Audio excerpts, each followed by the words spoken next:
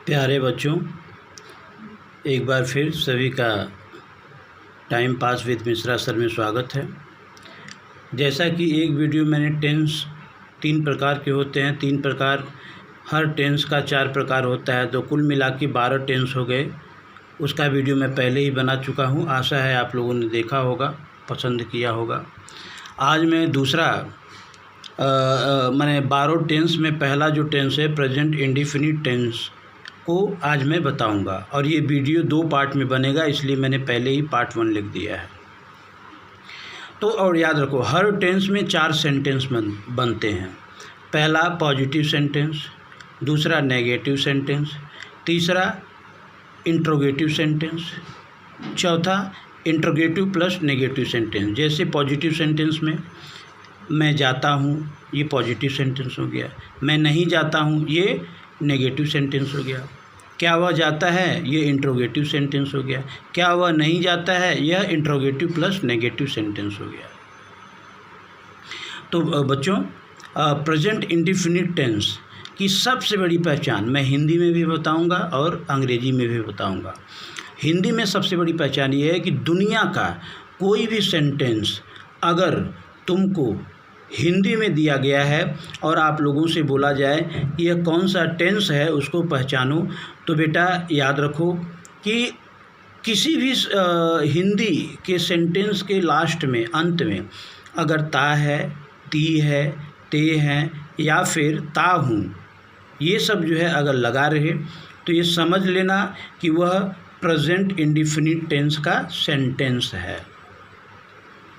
जैसे वह जाता है एक सेंटेंस है, तो इसमें क्या दिया है, ता है लगा है, तो ये आप समझ जाइए कि प्रेजेंट इंडेफिनिट टेंस हो गया। यहाँ भी है ता लगा है, तो आप समझ जाइए कि यह जो है प्रेजेंट इंडेफिनिट टेंस हो गया। लास्ट में देखिएगा, ये तो हो गई हिंदी में पहचान। अगर आपको कोई सेंटेंस हिंदी में दिया जाए जिस सेंटेंस के लास्ट में ता ते ती हैं, मतलब प्रेजेंट इंडेफिनिट टेंस का आपको अगर कोई सेंटेंस दिया जाए अगर और आपसे बोला जाए कि आप उसको जो है अंग्रेजी में ट्रांसलेट कीजिए, तो बहुत आसान होता है बच्चों, बशर्ते आपको ये नियम मालूम होनी चाहिए। ये ए बी करके मैंने आपका नियम आसान कर दिया है, बाद में बताऊंगा। वह जाता है, इसको अंग्रेजी में कैसे बोलेंगे, तो याद रखो, ट्रांसलेशन में सबसे पहले सब्जेक्ट आता है, उसके बाद जो है वर्ब आता है, उसके बाद ऑब्जेक्ट आता है, और ये नियम इसमें भी लागू होगा। तो याद रखो, किसी भी हिंदी के सेंटेंस को जो प्रेजेंट इंडेफिनिट टेंस है उसके अंत में देखो, अगर आपको टेंस समझ में आ गया तो ये नियम है। सबसे पहले अगर कोई आपका सब्जेक्ट आई है, वी है, यू है, दे है या फिर प्लूरल नंबर है, प्लूरल नंबर आपको समझ में आ ही रहा होगा, एक से ज़्यादा, तो ऐसे सब्जेक्ट के साथ जो है आई, वी, यू, दे, ऐसे सब्जेक्ट के साथ आपको वर्ब का फर्स्ट फॉर्म लगाना पड़ेगा और उसके बाद जो है आपको ऑब्जेक्ट लिखना पड़ेगा। अगर आपका सब्जेक्ट ही है, सी है, इट है या फिर प्रॉपर नाउन है या फिर सिंगुलर नंबर है, सिंगुलर नंबर आपको समझ में आ गया होगा, एक, तो उसके साथ जो है हम लोग वर्ब का फर्स्ट फॉर्म तो लगाएंगे ही बच्चों, साथ में इसी वर्ब में हम यस या ईएस भी लगा देंगे, मैं बताऊंगा बाद में। फिर उसके बाद ऑब्जेक्ट लगाया जाता है। कहने का मतलब ये कि अगर आपका सब्जेक्ट आई, वी, यू, दे है तो उसके बाद जो है वर्ब का फर्स्ट फॉर्म लगा दीजिए, उसके बाद ऑब्जेक्ट लगा दीजिए, ट्रांसलेशन हो गया। लेकिन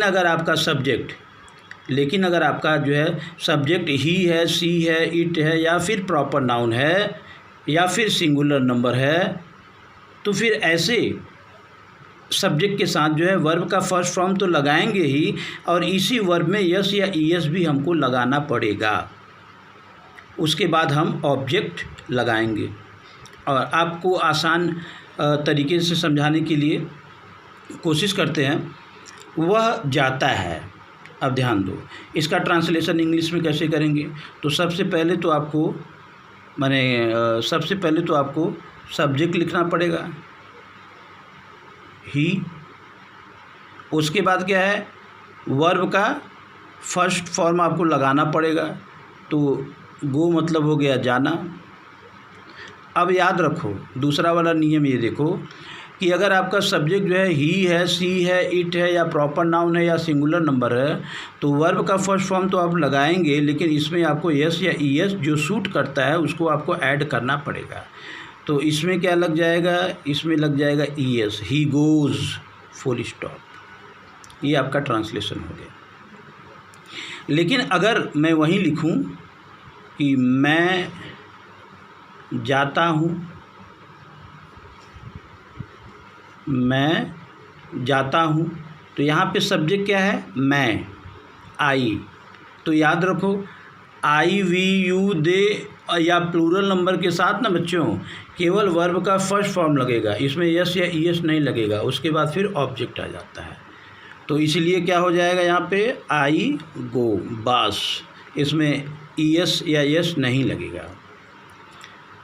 वह रोज़ विद्यालय जाता है, अब वह को तो हटा दो, यहाँ पे मानते ही राम लिख दो, राम रोज़ विद्यालय जाता है, लास्ट पे पहचान लो। पहले देखो ट्रांसलेशन करने से पहले ट्रांसलेशन आपको जिस सेंटेंस का आप ट्रांसलेशन करते हैं बच्चों, तो उसके अंत में जाके ज़रूर देख लेना, क्योंकि पहचान वहीं मिल जाएगी, तभी आपको समझ में आएगा कि ये जो है हिंदी वाला सेंटेंस किस टेंस का है, प्रेजेंट इंडिफिनिट टेंस का है भी कि नहीं है।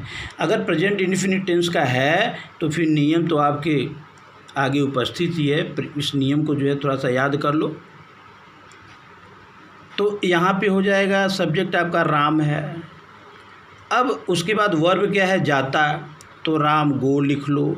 लेकिन याद रखो नियम 2 को देखो, ही, सी, इट या फिर प्रॉपर नाउन, तो प्रॉपर राम तो प्रॉपर नाउन है भाई, इसीलिए राम गोज़ कहाँ जाता है भैया, विद्यालय। विद्यालय क्या ऑब्जेक्ट हो गया, Ram goes to school daily, नीचे लिख दे रहे हैं, आप समझ लीजिएगा भाई बच्चा लोग, ठीक है। ये सिंपल सी बात। दूसरा है मैं जाता हूँ, आपको तो बताया ही गया है आई गो। तुम रोज़ खेलते हो, लास्ट में देखो क्या है, ते हो, तो आपको टेंस समझ में आ गया कि यह जो है वह प्रेजेंट इंडिफिनिट टेंस ही है। तो सब्जेक्ट आपका क्या है, ये क्या है, ये आपका सब्जेक्ट है बच्चों। तो यहाँ पे क्या आप लिखिएगा, यू हो गया आपका सब्जेक्ट। रोज़ खेलते हो, आप वो रोज़ पहले नहीं लिखना पड़ेगा कि यू डेली, नहीं, क्योंकि सब्जेक्ट के बाद वर्ब आएगा, तो क्या हो गया, यू प्ले। अच्छा एक बात बताओ, इसमें जो है यू सब्जेक्ट के साथ जो है वर्ब में यस या ईएस जुड़ेगा कि नहीं जुड़ेगा, ये एक बात बताओ। 1 सेकंड देता हूँ। वेरी गुड बेटा, आप लोगों ने सही सोचा, नहीं जुड़ेगा। क्यों? क्योंकि जो है आई, वी, यू, दे के साथ जो है वर्ब का फर्स्ट फॉर्म ही लगता है, यस या ईएस इसमें नहीं ऐड होता है। तो क्या हो गया, यू प्ले डेली। अब बस ये जो है मैं केवल जो है ये प्रेजेंट इंडिफिनिट टेंस का केवल पॉजिटिव सेंटेंस बता रहा हूँ, केवल और केवल पॉजिटिव सेंटेंस। नेगेटिव अभी 3 सेंटेंस और बताऊँगा, एक वीडियो में पूरा संभव नहीं हो पाएगा। तो आशा है बच्चों इसको थोड़ा सा आप ध्यान देंगे तो आपको समझ में आएगा, नहीं समझ में आएगा तो उसके लिए मैं हूँ। और जब वीडियो पसंद आए तो इस वीडियो को जो है प्यार दीजिए, दुलार दीजिए, सम्मान दीजिए। और एक बार फिर से, और नियम आपका एकदम क्लियर है कि ता, ते, ती या फिर ताहू लगा रहे हिंदी में, उसका ट्रांसलेशन यही बेटा, सब्जेक्ट ये है, ठीक है।